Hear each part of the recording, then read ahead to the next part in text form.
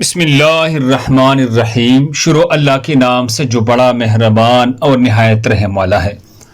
ناظرین گرامی، نیا کپڑا پہنے تو یہ دعا پڑھی۔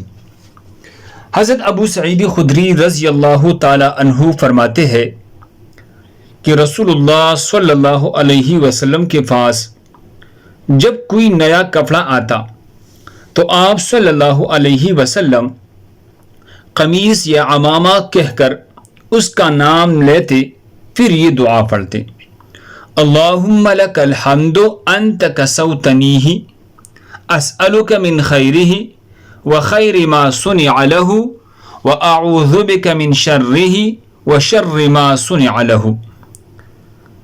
اللہم لک الحمد انت کسوتنیہ اسألک من خیرہ وخیر ما صنع لہ واعوذ بک من شرہ وشر ما صنع لہ۔